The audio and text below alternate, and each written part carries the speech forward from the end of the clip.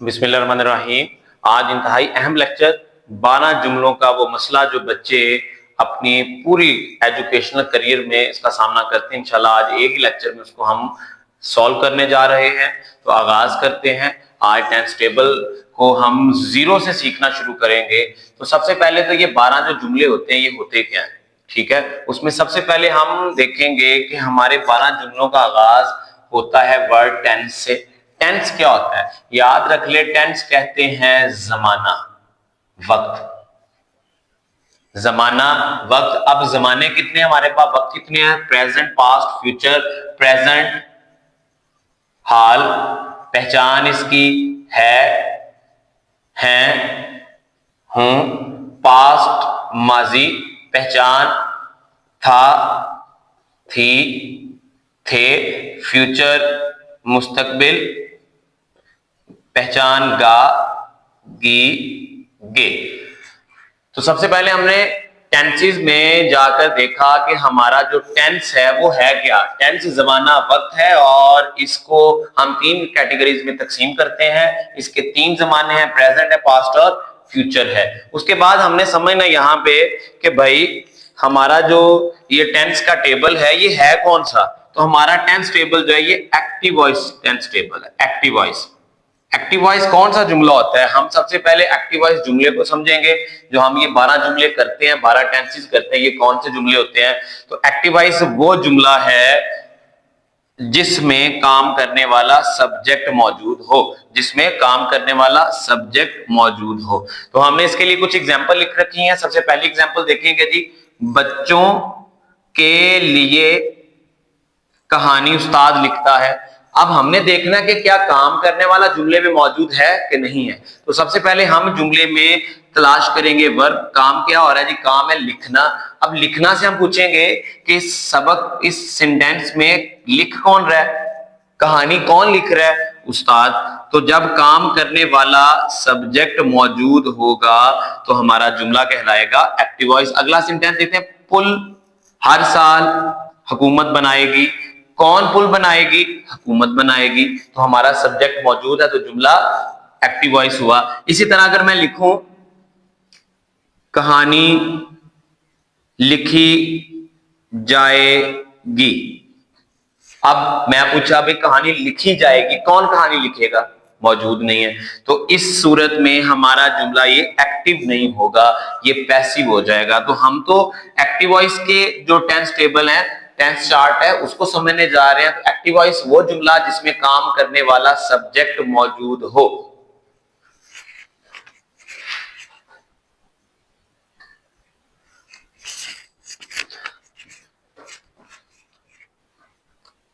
अब हम नेक्स्ट आगाज करते हैं इन टेंसेस की कैटेगरीज, इनकी डिवीजन को समझना। तो हमने सबसे पहले जिक्र किया था कि टेंस, ये टेंस चार्ट है पूरा। टेंस जमाने, प्रेजेंट, पास्ट, फ्यूचर है। हर जमाने की आगे 4 division. Division number 1 indefinite, division number 2 continuous, division number 3 perfect और डिवीजन नंबर 4 परफेक्ट कॉन्टिन्यूअस।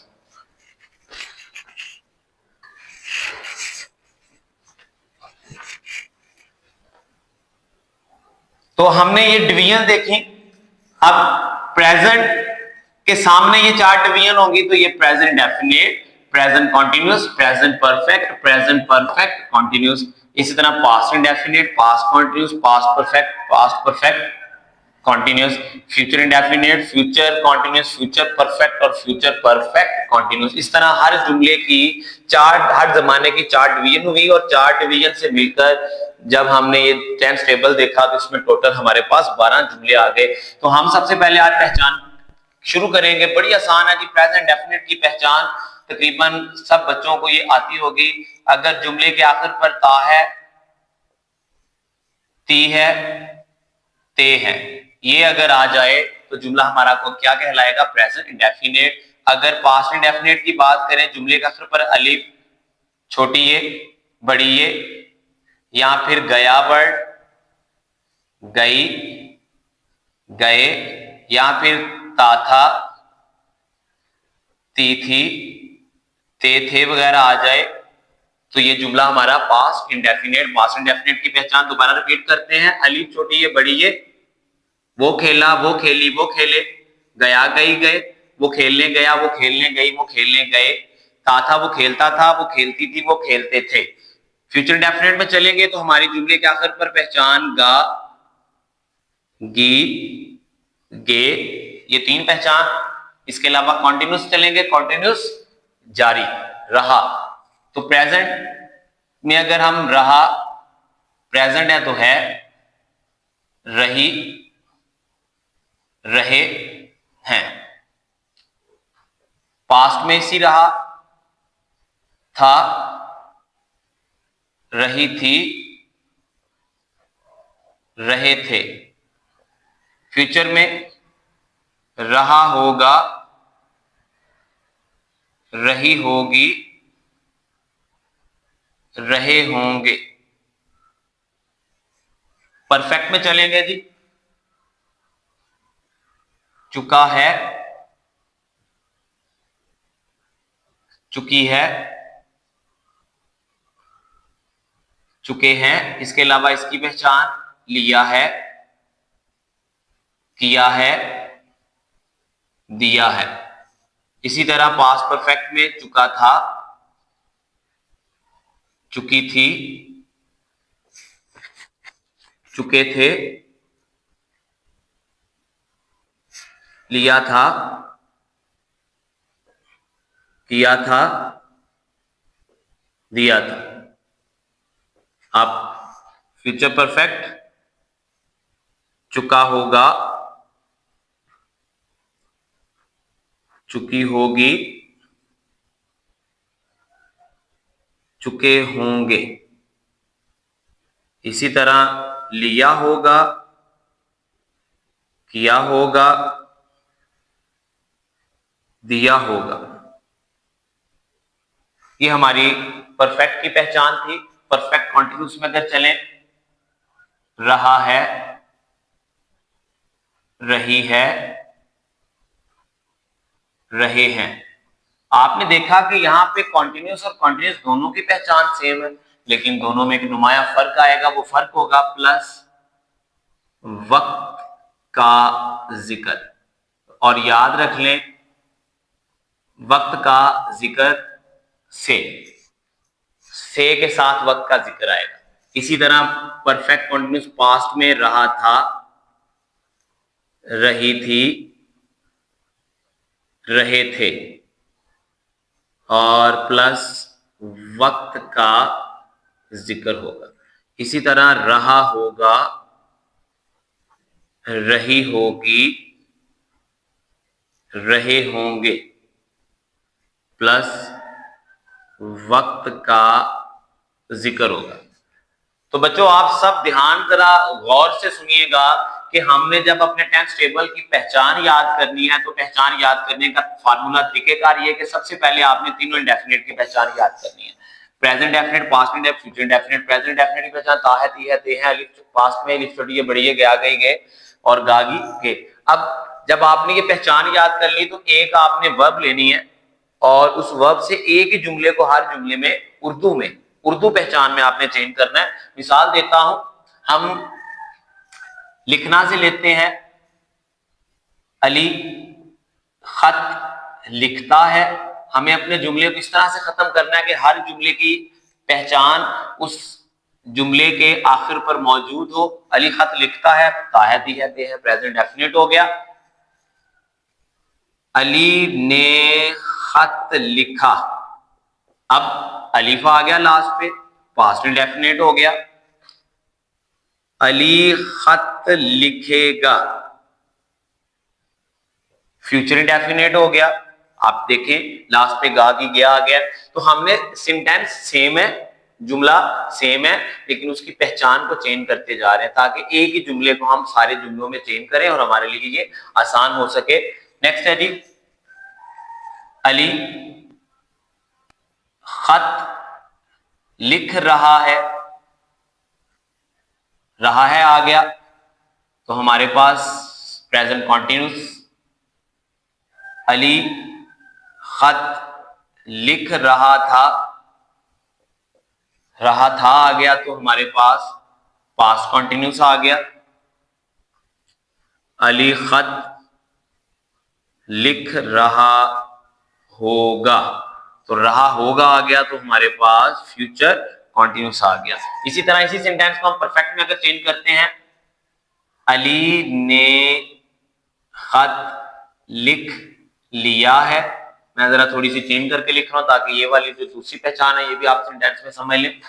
लिया है आ गया, तो पास्ट और प्रेजेंट परफेक्ट है जी। अली, अब मैं दूसरी पहचान लिख देता हूं, खत लिख चुका था, तो ये मैंने सेंटेंस को चुका था में चेंज कर दिया, चुका था आ गया, तो पास्ट परफेक्ट की पहचान।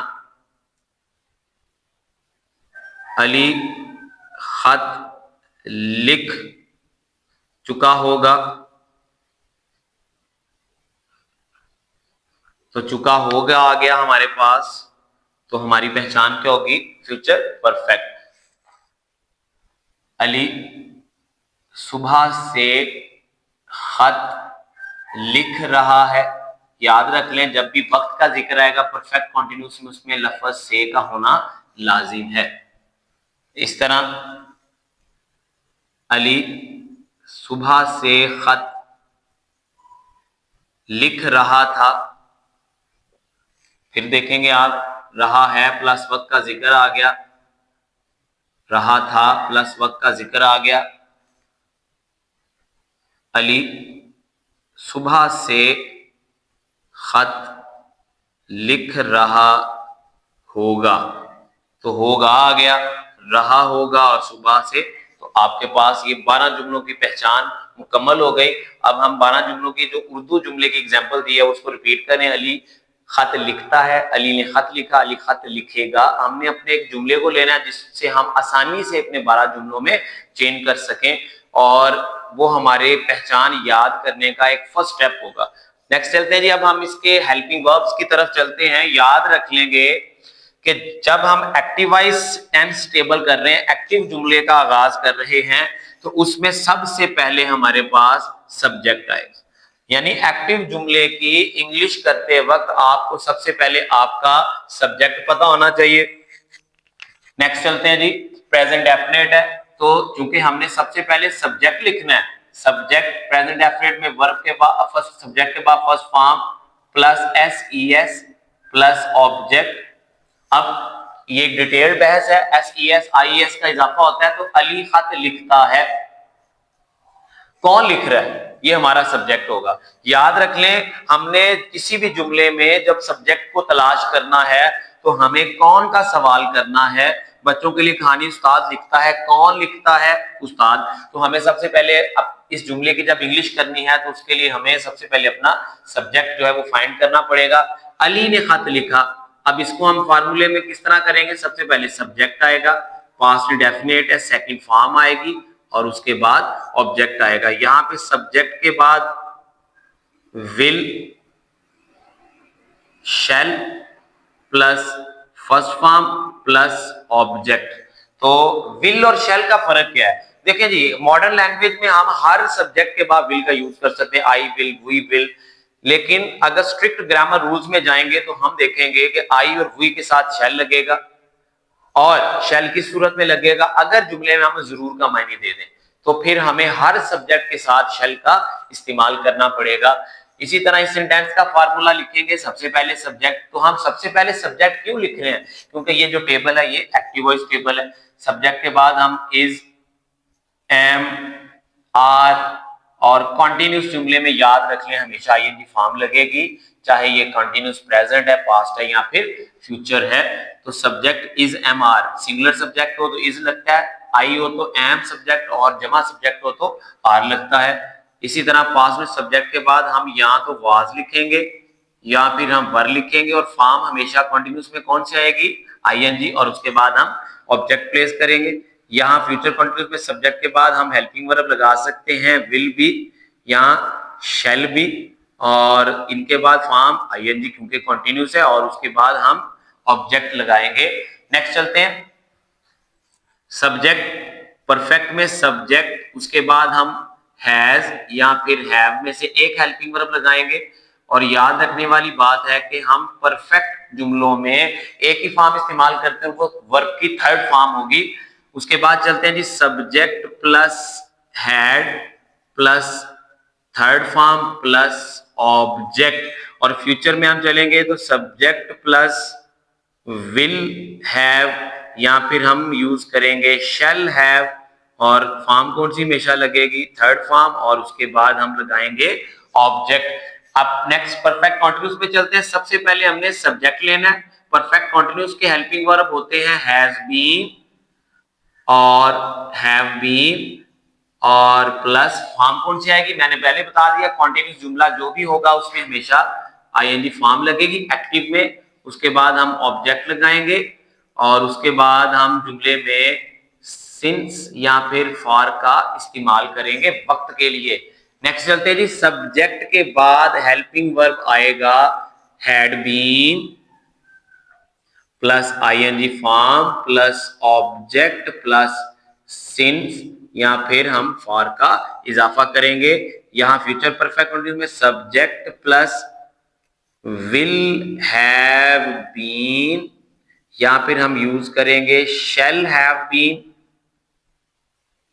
پھر ہم فارم کون سی لگا رہے ہیں؟ آئی این جی. پھر کیا لگائیں گے؟ آبجیکٹ. پھر ہم سنس لگائیں گے یا پھر فار وقت کے استعمال کے لیے. اس طرح ہم نے پورے 12 کے 12 جملوں کی پہچان، اردو جملے کی ایگزامپل اور ہم نے اپنے ہیلپنگ وربس کا فارمولا بھی پلیس کر دیا.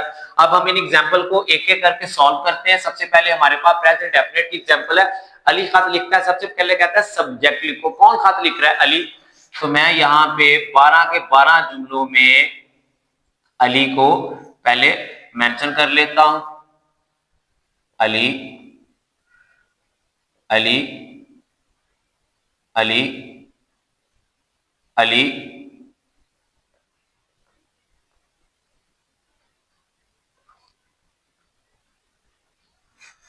ابھی میں نے 9 جملے پلیس کیے ہیں. جگہ تھوڑی کم ہے تو میں نیچے انشاءاللہ اس کو مینشن کرتا ہوں. سب سے پہلے جملہ پریزنٹ ڈیفینٹ. کون خط لکھتا ہے؟ علی. اس کے بعد وہ کہتا ہے فرسٹ فارم لگاؤ. فرسٹ فارم سے کیا مراد ہے؟ کام کیا کر رہا ہے؟ خط لکھ رہا ہے. صحیح نہیں، صرف لکھنا کام ہے، خط کام نہیں ہے. تو لکھنا کی انگلش ہم پہلے لکھیں گے رائٹ. اب ہم نے یہاں پہ کہا کہ اگر آپ کا سبجیکٹ پریزنٹ انڈیفینیٹ میں واحد ہے، سنگولر ہے، تو ورب کے ساتھ ایس ای ایس کا اضافہ کرنا لازم ہوگا. علی رائٹس اے لیٹر. علی خط لکھتا ہے. اسی طرح ہم پہلے پاسٹ پریزنٹ ڈیفینٹ کیا، پاسٹ انڈیفینٹ کریں گے. پھر سے کہہ رہا ہے سب سے پہلے سبجیکٹ لکھو. سبجیکٹ ہم نے علی لکھ دیا. اس کے بعد کہتا ہے سیکنڈ فارم لگاؤ. فارم سے مراد ہے جملے میں کام کیا ہو رہا ہے. کام کیا ہو رہا ہے؟ لکھنا. لکھنا رائٹ ہے. رائٹ کی سیکنڈ فارم بچوں کیا ہوگی؟ روٹ. اور آبجیکٹ آپ کا سیم آئے گا wrote a letter. Future definite میں چلیں گے تو کہتا ہے سب سے پہلے سبجیکٹ لکھو. علی ہم نے لکھ دیا. پھر اس کے بعد کہتا ہے ول یا شیل لگاؤ. تو میں نے کہا ہم ہر سبجیکٹ کے ساتھ ول لگا سکتے ہیں. تو علی ول لکھنا. اس کے بعد فرسٹ فارم بولے گا جی فرسٹ فارم لگائیں. کام لکھنا اس کی انگلش رائٹ ہے، فرسٹ فارم بھی رائٹ ہے. اس کے بعد ہم آبجیکٹ جو ہے وہ پلیس کریں گے علی ول رائٹ ا لیٹر. تو بات یہ کہ میں آ کیوں لکھ رہا ہوں؟ کیونکہ ہمارا جو آبجیکٹ ہے وہ سنگولر ہے. یاد رکھ لیں جب بھی ہمارا آبجیکٹ سنگولر ہوگا اس کے ساتھ ہم اے یا این کا استعمال لازمی کریں گے. نیکسٹ چلتے ہیں جی کنٹینیوس جملے میں. علی خط لکھ رہا ہے. سب سے پہلے کہتا ہے سبجیکٹ. تو سبجیکٹ میں نے لکھ لیا. اس کے بعد از ایم آر میں سے کوئی ایک ہیلپنگ ورب لگائیں. تو علی کے ساتھ کیا آئے گا؟ علی واحد ہے تو اس کے ساتھ ہم از لگائیں گے. علی از. اس کے بعد کہتا ہے آئی این جی فارم لگاؤ، یعنی ورب کام. کام کی انگلش فائنڈ کرو، اس کی فرسٹ فارم کے ساتھ آئی این جی کا اضافہ کرو. تو رائٹ فرسٹ فارم ہے. رائٹ کو ہم کر دیں گے رائٹنگ. تو یاد رکھ لیں جب بھی ورب کی فرسٹ فارم کے ساتھ آئی این جی کا اضافہ کریں تو آخر پہ ای ہو تو ای کو ختم کر دیں گے. ہم ای کو آئی این جی لکھنے سے پہلے ریموو کر دیتے ہیں. علی is writing a letter. Next چلتے ہیں جی پاسٹ کنٹینیوس میں. کہتا ہے سب سے پہلے سبجیکٹ لگائیں. سبجیکٹ لکھا ہوا ہے. ہیلپنگ ورب کہتا ہے واز یا ور لگائیں. تو علی سنگولر سبجیکٹ ہے، سنگولر ہے تو واز لگے گا. پلورل ہوتا تو ور لگاتے. تو علی واز لکھنا رائٹ ہے. فارم کون سی آئے گی؟ Writing a letter. نیکسٹ چلتے ہیں جی کنٹینیوس فیوچر میں. علی خط لکھ رہا ہوگا. کون لکھ رہا ہے؟ علی. سبجیکٹ لکھا ہوا ہے. ہیلپنگ ورب کہتا ہے جی اس کے بعد ہم ول بی یوز کریں گے. علی will be I N G form writing a letter. اس کے بعد چلتے ہیں جی, ہم نے تینوں کانٹینیوس کر لیے, آسان تھا, سمپل. ہمیں یاد رکھنا ہے ہیلپنگ ورب از M R I N G form, was were I N G form, will be شل be I N G form. Next چلتے ہیں پرفیکٹ میں. سب سے پہلے فارمولا پریزنٹ پرفیکٹ کا سبجیکٹ لگاؤ, سبجیکٹ لکھ دیا گیا. ہیلپنگ ورب کہتا ہے ہیز ہیو لگاؤ, سنگولر سبجیکٹ ہے تو ہیز یوز کریں گے, علی ہیز. اب کہتا ہے کہ پرفیکٹ میں ہمیشہ تھرڈ فارم, تینوں پرفیکٹ میں تھرڈ فارم. رائٹ کام ہے, تھرڈ فارم کام کام.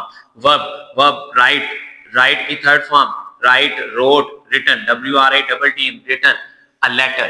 نیکسٹ چلتے ہیں جی پاسٹ پرفیکٹ میں. سب سے پہلے سبجیکٹ ہے, لکھا گیا.